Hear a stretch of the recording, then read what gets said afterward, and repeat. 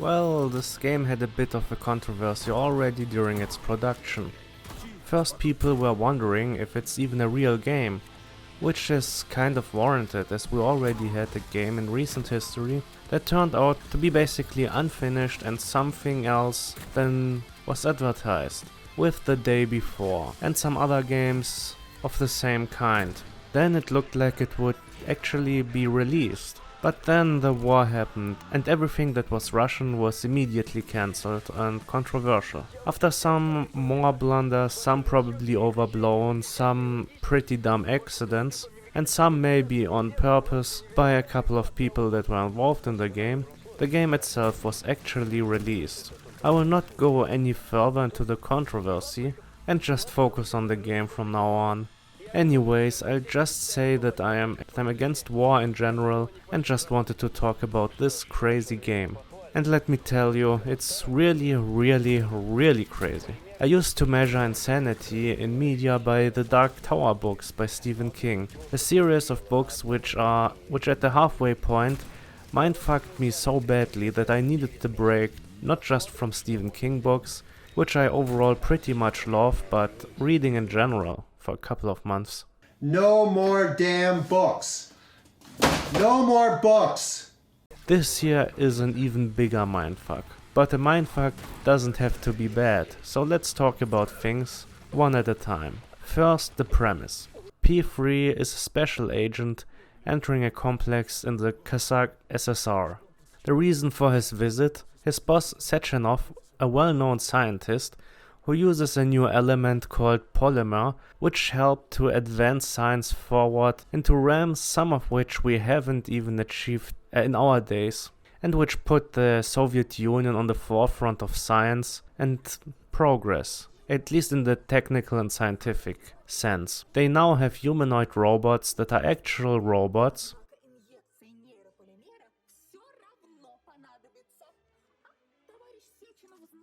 artificial intelligence which is used to help people and not just make fucking ugly pictures of armed babies and animals or fake trailers for movies, games or game movies. Things that actually work even though they look like creepy primitive sex robots or just odd in general. Overall we have a rather cool retro-futuristic look though. While we walk through the parade and observe the festivities, we also learn a lot of the backstory of this world and experience some of it as well. There's a lot of text, voiceovers and more which just overwhelm us for the first few hours of the game. It's a lot, really. It reminded me of the Guardians of the Galaxy game, where we hear all the bickering between characters over and over, with people often interrupting each other or being interrupted by cutscenes. It's kind of similar with Atomic Heart, especially in the beginning, meaning like 1/4 of the game. There's mostly background info, so you don't necessarily need to listen to it, but it's interesting, and you want to hear it, at least to a certain point. At least if you like the world. But it's just way too much. Of course, soon after we observe the festivities, all hell breaks loose. Robots start attacking everyone and murdering the humans that are here. Experiments are set loose, also creating bioorganisms, which could be right out of a Resident Evil game. Now P3 has to fight for his life, figure out what happened, which will take quite a while, and fix the mess, so that it won't spread into other complexes. But survival is not easy in the complex. Everything has turned into a weapon and tries to kill P3. And even if he kills it first, there are already repair drones or flying seeds infecting another fresh corpse to keep attacking P3. And I will be honest, this can be annoying, especially in the beginning. In games I like to clear an area, but here it's often just becoming an endless battle. As you can also rip out parts from the enemies, it gets just more frustrating when you waste ammo and have no possibility to get the resources from the robots, as you are constantly being attacked. And just when you want to collect all the stuff from them, they are already standing again. Especially early on when P3 is not upgraded, it can be infuriating. I played only on normal and not hard, as I would usually do, as it sounded a lot like it could be similar to Bioshock, and I remember Bioshock 2 being quite tough in the beginning. And I still got my ass kicked a couple of times here. Not too often in a way that I didn't understand or that was unfair, but those moments also happened. Once you have upgraded your character a bit, the combat gets better though. The game mostly follows the Bioshock formula, having rather big areas that you fight through to get to your goal. But there's more freedom for a big part of the game, which is kind of an open world-esque area. You are still fighting towards a goal, but you can explore more and get into most of the side missions, which are called testing grounds. In the testing grounds you have to complete puzzles, which reminded me of Half-Life and Portal. And while this sounds nice, it just gets too much at some point. This game just has way too many puzzles. Like way too many. There are like 5 different types of locks, for example. There are movable rooms and even balls that you have to move towards a goal via telekinesis. Especially when you try to complete all the testing grounds, it's just excruciating at some point.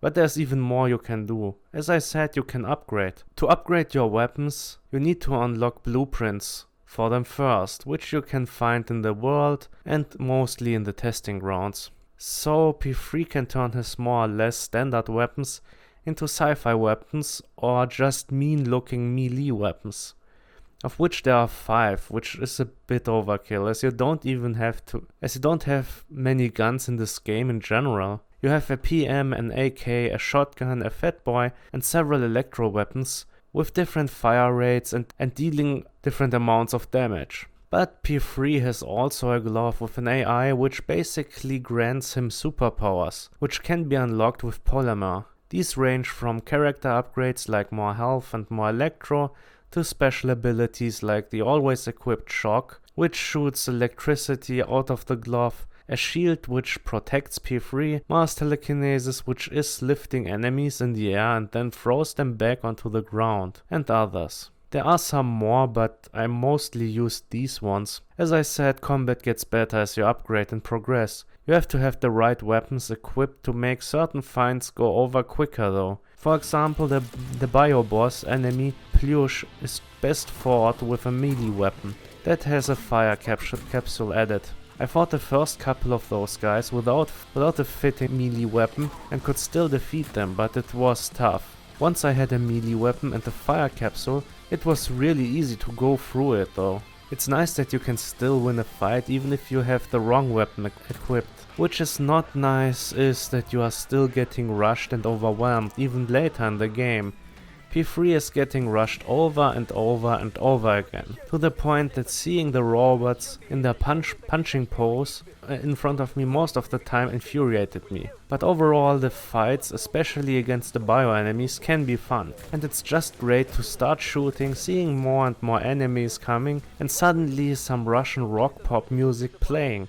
And getting more and more hardcore when it mixes with the Mick Gordon composed themes. Really cool, as I didn't like all of the music. The techno and trance music, which is often heard in the puzzle rooms for example, was more on the annoying side. But that's just personal taste. So combat is a bit of a mixed bag, but overall it's fun.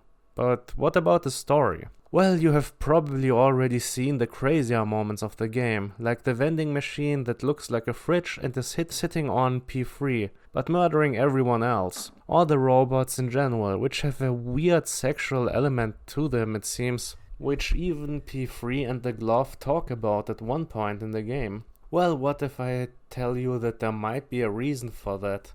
What if I tell you that these might be the manifestations of the robot creator's sexual deviance? What if I tell you that might be a manipulation of the glove? What if I tell you that the only thing you can trust might be the horny fridge? P3 is very confused for the majority of the game, and it all just seems so weird at first. P3 gets the mission to stop the maniacal scientist Petrov, who has seemingly gone mad after another scientist, Larissa Filatova, broke up with him.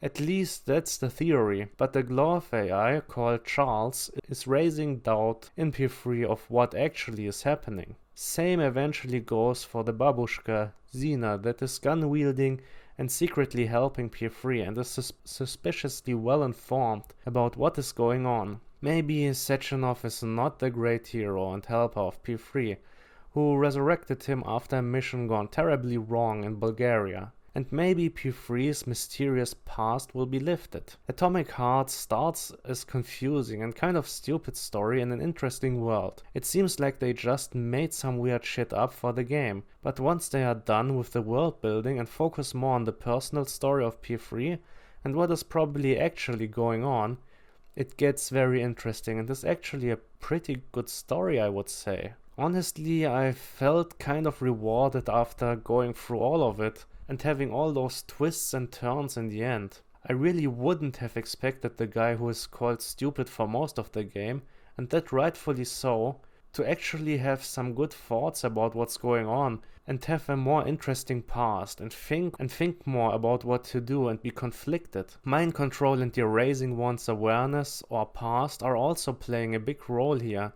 And what I didn't expect is basically it's a biting critique of communism and the abuse of power that is observed in almost all or maybe all communist governments. It's about perception, about lies and manipulation, and can probably give you an existential crisis if you really think about it. The story does have some pacing problems though. I was almost giving up on the game's story at one point, but shortly after that they were going more into what is really going on. The world is pretty interesting, as I said, but you get basically overwhelmed at the beginning for like 1/4 of the game. Having it spread more evenly over the game would have been nice, especially as there are some parts later in the game where you get almost no text or audio logs. Pacing is an issue in this game, as I said. It's also one of the games that is simply too long. When I was done having explored a lot of the game and completed all of the testing rounds, I had almost 25 hours in the game. But there were also some issues. At a couple of times in the game I was loading a save game and saw the game lagging quite a bit for no apparent reason, which was annoying. When I changed the resolution it could also happen that the game crashed repeatedly until I verified the files, which is annoying. But maybe that was more an issue with GeForce Experience. You can also get stuck in the environment and things like that. I was quite annoyed by the lag the most though. I played almost a complete game in 4K, but had to go down to full HD and play till the next checkpoint and load the game again if I wanted to play in 4K again. At least at one point. It was nothing that was happening in the game that made the frame rate suffer or anything like that. It just was an issue that happens sometimes in the game when you load. Atomic Heart was one of the more frustrating but also rewarding experiences I had in recent memory. A game that has obvious flaws which hold it back from achieving masterpiece status, bringing it back to a solid rating. And while the story and setting are quite unique, you can also see that the game is wearing its inspirations on its sleeves. It was obviously influenced by games like BioShock, Half-Life and probably Stalker, adding a lot of insanity into the mix. Overall, it's a game of which I hoped for more or a better execution in some areas, but which also still delivered more in other areas which I didn't expect. And I will probably get the DLCs once all 4 planned DLCs are released. At least I think that's planned according to the menu. Play it in Russian and in 4K if it's possible for you, as both improve the game, and watch some of the new Pagadi episodes that are in the game. Drink some vodka in the game and some condensed milk. Jesus, I'm really wondering how P3 doesn't simply die of a heart attack in the game.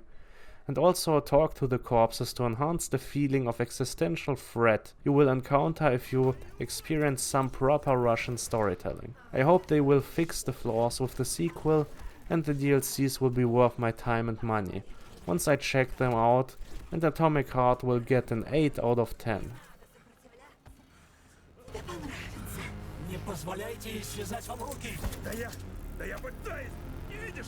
Тросы стальные! Поднесите меня к ее сенсор-манипулятору! Скорее! Как волнительно!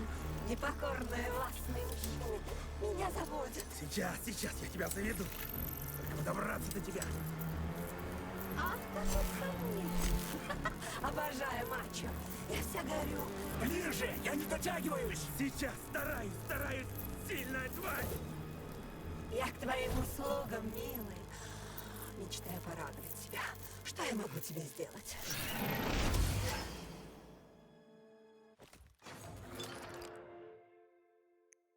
ускорим.